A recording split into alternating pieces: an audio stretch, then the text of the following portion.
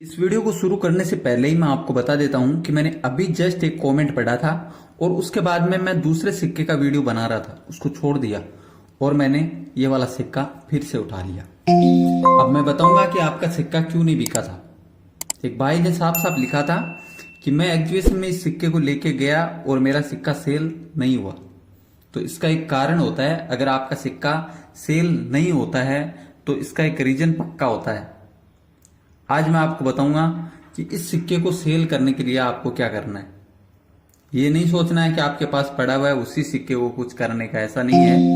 इसमें आपको थोड़ा सा ध्यान देने की जरूरत है। आपने बिल्कुल सही सिक्का कलेक्ट किया होगा, वर्ष यहाँ पे लिखा हुआ है सिक्के में, और अगर ये भी पड़ा होगा, साल भी मैच किया होगा, फोटो भी मैच किया होगा सिक्के में, लेकिन इसमें एक चीज आप शायद मैच करना भूल गए होंगे, इसीलिए आपका सिक्का सेल नहीं हुआ होगा। तो इसके बारे में बताने की आपको जरूरत नहीं है कि इस सिक्के की जो फिजिकली डिटेल है वो आप सभी लोग, जो भी लोग कलेक्शन करते हैं, सभी को पता ही है।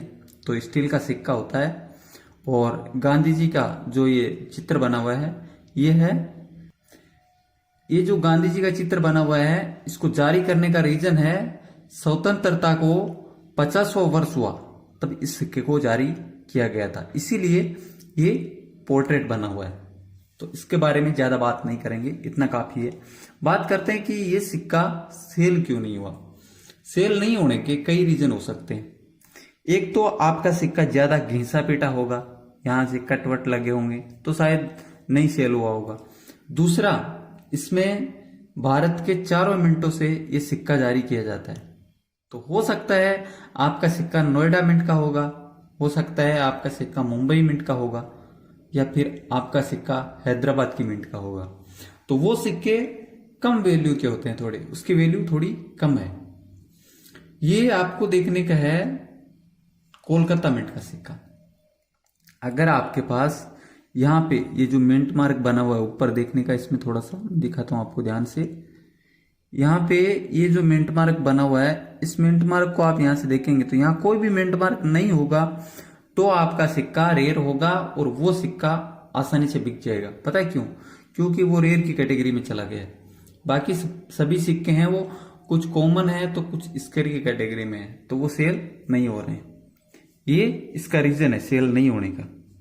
तो अभी आप जब भी इस सिक्के का कलेक्शन करें तो यहाँ पे आपको मिंट मार्क का ध्यान रखना है, आपको कोलकाता मिंट का सिक्का कलेक्शन में ऐड करना है, तो आपका सिक्का बिक जाएगा। बाकी सिक्कों का कलेक्शन करना और सेल करना दोनों में बहुत फर्क होता है, कीमत में बहुत फर्क पड़ सकता है। जो कलेक्शन के लिए सिक्के खरीदते हैं वो लोग कभी कीमत देखते ही नहीं है, वो लोग 10 रुपए एक्स्ट्रा भी लगते हैं तब भी वो खरीद लेते हैं, क्योंकि उनको कलेक्शन करना होता है। इस बात का भी ध्यान रखें। तो आप उस चीज को देख के बिल्कुल भी ऐड ना करिए अपने कलेक्शन में। आपको अगर कलेक्शन करना है, रखना है सिक्के को, तो अच्छा यूएनसी कंडीशन में सिक्का कलेक्ट करना है। भले उसका थोड़ा सा पैसा ज्यादा लग जाता है कभी कभी बाय करने के टाइम पे, लेकिन फ्यूचर में उससे कोई फायदा हो सकता है। ज्यादा घिसे पिटे ऐसे सिक्के ऐड कर लेते हैं तो कोई फायदा नहीं देता है। तो इस बात का भी ध्यान रखना है।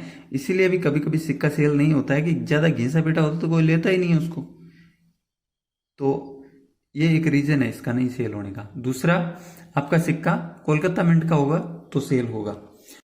इस सिक्के को मैं एक बार साइड में रख देता हूं और अब यहां से शुरू हो गई 1993 में जारी किए गए 50 पैसे के सिक्कों के बारे में।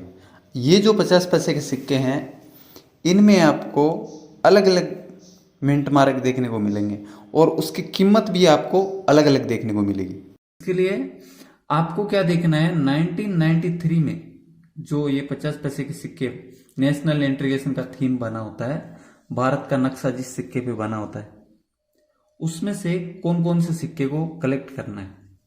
पहले तो मैं आपको ये बता देता हूं, ये भी सेम ही है, इसके जैसा ही है, सेम ही साइज है, फेरेटिक स्टेनलेस स्टील का है, लेकिन ये कॉमेमोरेटिव कॉइन है और ये डेफिनेटिव सर्कुलेशन का सिक्का है।